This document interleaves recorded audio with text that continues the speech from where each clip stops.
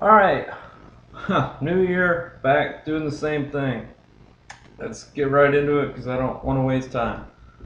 Number one, Jenna scored an average of 10 points for the first 9 games of the year, or 9 games of the season. Next 3 games, she scored 12, 18, 15. We want to find her new average. So this right here is important, and what she scored in the next 3 games is important. We want to know the new average. Okay, so we start off, we need to undo this original average. So instead of dividing total points by 9 games, we have to work backwards. We have to multiply, so we have to figure out what is 10 times 9, which we know is just 90. So we can say over the first 9 games, she scored a total of 90 points. Okay? And then we need to add in these next 3 games that she played in. So we need to add all these together. So 12 plus 18 plus 15. So if we add this together, we get 15, 1, 45. So here's her points from the first 9 games, her points from the next 3 games. We need to combine those two together. And that gives us a grand total of 135 points. Alright? Then we look at the number of games she played. Well, she played 9 games originally, and then she played 1, 2, 3 more, so that's a total of 12 games. So to find our new average, we think back to what average means, and that's just taking the total amount, which is this 135, and dividing it by however many numbers we have, which in this case is 12. So we just divide this out. 12 will go into 13 just once. If we subtract, that gives us 1. 12 goes into 15 once. 12 again. 3, we can go to 1 decimal place because that's what we've been doing. 12 will go into 30 2 times. So we can say her new average is about 11.2 points. And if we think about that, if that sounds reasonable, well, here is her old average, was 10 a game, but in all 3 of our new games, she scored more than 10 points, so her average should be going up, so 11.2 does make sense. I will leave you to come up with the, what's the word I want? The equation for that. Also, big shout outs to Kirsten, who reminded me to do this because I didn't even bring a copy home. So this is the short version of all the problems. Okay. So number 2, Chuck charges $6. I think he was painting. I think that's what this is about. Charges $60 service fee, $40 per hour, plus the cost of materials. We want to know what is the cost of an 8-hour job using that much materials. So we've done this one before. So this one we'd be looking at, no matter what happens, and we can start cost, they're always going to get charged a $60 fee. That's just for Chuck to show up at your house. So we always have to pay that.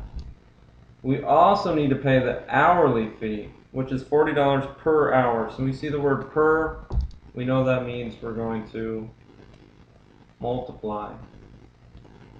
What do we multiply by? Well, we multiply by the number of hours. So if it's an 8-hour job, we'd be looking at $40 times 8. Alright, after we get that, then we just have the cost of materials, which is $201.25. I'm sure you can hear that. The old lady just got home with dinner. The cat's freaking out about it. Alright, so from here, this is just arithmetic. 40 times 8 is 320. Bring everything else down. Now I want to hurry because that smells good. Chinese food tonight. Get excited. Add it. This is 380 plus 201. I'm sure you can get it from there, right? Right? Okay. Number 3. 5 friends split a lunch bill of $78. If they left a 20% tip, how much did each friend leave? Alright, so this is just like the problems we did talking about lunch. The only difference now is we're leaving a 20% tip because that is a much better thing for you to do. If you ask any waiter or waitress, they will tell you 20% should be the minimum you leave. So don't be a jerk, help them out. So first thing we need to figure out how much is the tip. So we need to take 20% of $78. So we're going to take 78 and we're going to multiply that by 0.20. So we have, I just could have written that out, 78 times 0.2. That's going to be 16, 15. We only have one decimal place here, so our tip is going to be $15.6. Alright, once we have that, we need to split it up between our 5 friends. To split it up, we need to divide. So we're going to say, what is 15.6 divided by 5? So 5 goes into 15 3 times. That's 0. Get our decimal. 5 goes into 6 just once. 1 times 5 is 5. And what do you know, it's going to give us an even number. That's always good. 5 goes into 10 2 times. So each person would have left $3.12 as a tip. Again, you're going to have to come up with the expression or equation, I forget what it said, to explain the process we worked out there. Okay, 3 down, 2 to go. Let's go with purple marker. Alright, Mrs. Bird. Buying ice cream, buying 2 pounds of chocolate syrup. Mrs. Bird, don't play. And she also bought 4 pounds of cherries. Mrs. Bird is either feeding a lot of people or really likes her ice cream. I'm going to assume she has grandkids. So Mrs. Bird, we need what? We want to know how much did she spend? And how much was her change? That's what we're solving for. We want the change and how much she spent. So it's going to be 2 different answers here. So both of them start the same way. We need to know how much she spent. So if the ice cream is $3.49 a gallon, we would do $3.49 times the number of gallons, which is 3. We need to know the price for the syrup, so that's $2.49. And there's 2 pounds, so that's times 2. And then she spent $5 on the whole thing of cherries. There's no extra math to do there. She bought them all at once, so it only cost $5. Okay? She's nodding her head saying yes, she agrees. And I'm going to steal her juice. Don't tell her.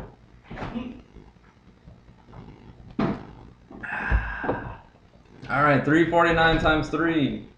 So that's going to be 7, carry 2, 14, carry 1, and 10. We have 2 decimal places up top, so we need 2 decimal places in our answer. Do the same thing with chocolate syrup. $2.49 times 2 is going to be 18, 9, and 4. Again, 2 decimal places up top, so you need 2 decimal places in the answer. $5 gets left alone. To find the total cost, we just add these all together. Do not forget to line up your decimals. Decimals are only happy when they're lined up when adding or subtracting. So this $5 needs to go there. We can fill in a couple of zeros to go with it. This is an 8. Add all this up, we get 15, 14, 14, and 20. So she spent $20.45. So that's part 1, how much she spent. Now we need to know what was her change. What was her change? Well, she used a $50 bill. Mr. Grant. Wait, is it Grant on a $50 bill? I don't pay attention. Oh, she doesn't pay attention. It's just money to me. You mean it's just my money to you? Oh, whatever. I have money too. Alright. Apparently she has her own money. So $50 bill, we want our change, so we need to take the difference of $50 and what we spent. So $50 minus 20.45. And I'll let you figure that out. I don't want to have all the fun. Alright, one more. Almost done. Shake it off. Drink some juice. Alright, rectangle has a perimeter of 50 inches and a width of 8. Write an equation to find the length. We've done the same problem at least twice. We'll do it one more time. Then we draw a rectangle. A very nice rectangle. Bam. There it is. It's got a perimeter of 50. So E equals 50. Ha. I still haven't learned how to make an equal sign of this. Slowly. 50. The width is 8. Let's call this over here 8. Write an equation to find the length. We'll wait a second for her to get her ice. Sorry. It's okay.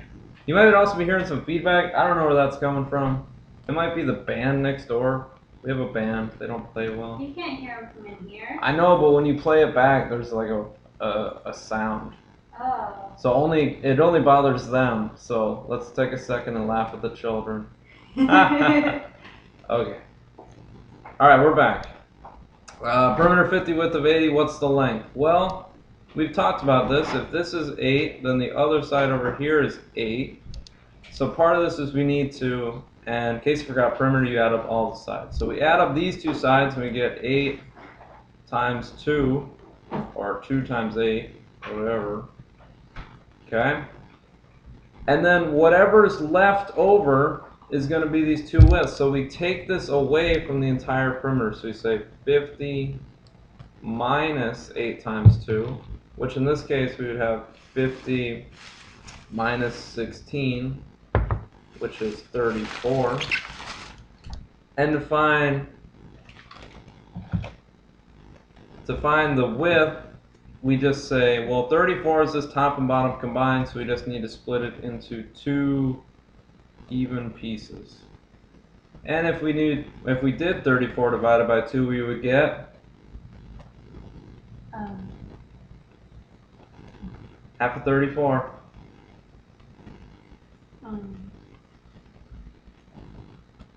7. No. Oh, okay.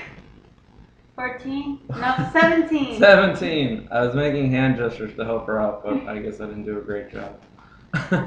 Anyways, this gives you the width regardless of what it was. This is your equation. This is the end. This is me saying good night.